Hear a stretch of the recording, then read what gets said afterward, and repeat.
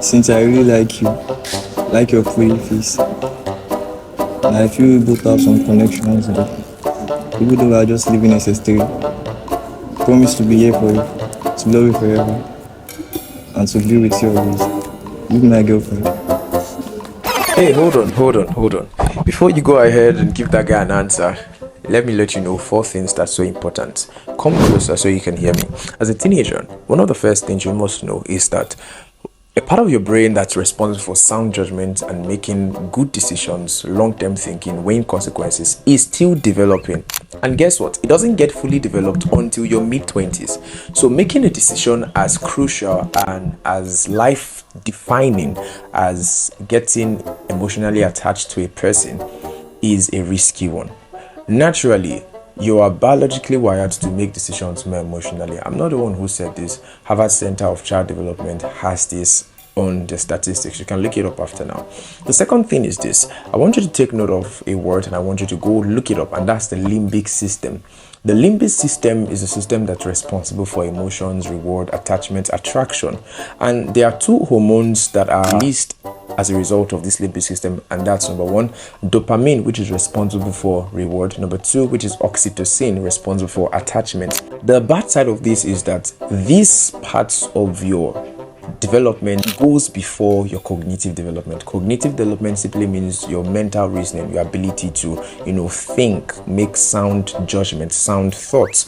Your limbic system develops earlier than your cognitive systems. So if you are making a decision at the developmental stage of your cognition, your ability to think and make sound decisions, you are making a very big mistake. Number three, there is a high likelihood of poor behavior when a teenager is involved in teenage relationship. I've seen this by experience, and also not my experience, by observation, by counseling, and just by studies.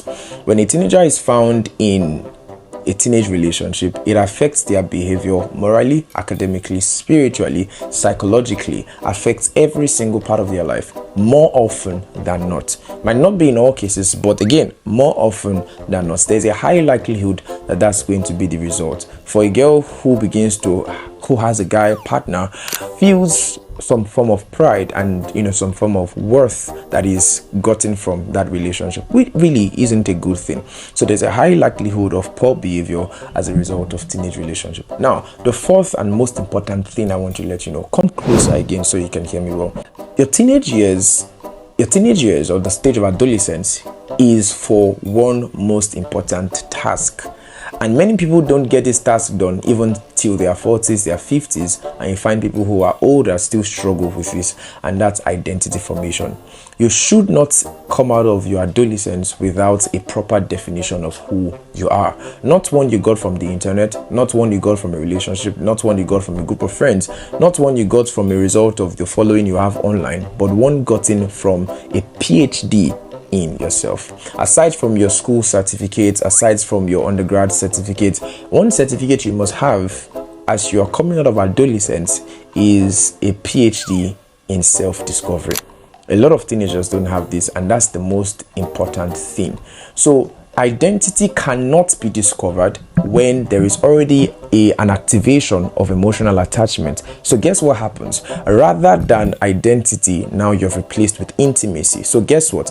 Intimacy now defines identity. I know of a lady who I heard of who was in a relationship for a long time, and after some time, when you see a counselor, and at the time she was with a counselor, the relationship had ended. And guess what? She did not remember anything about her life. The last she remembered was before her relationship. So she had compromised, changed a whole lot because of a relationship. So one of the things you want to do as a lady, most importantly, is to define yourself. As a guy, you don't have any right to ask a girl out when you don't know yourself. Don't put someone else in danger. As a girl, you don't have to tell a guy yes when you don't even know yourself. If you do that, the relationship now defines your identity.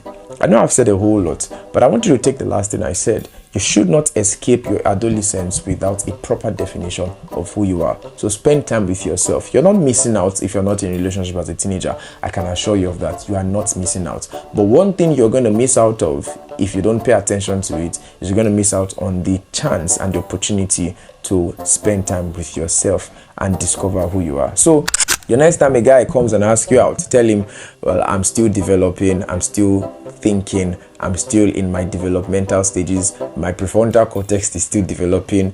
I'll come back in the next 10 years, come back in the next 5 years, as the case may be.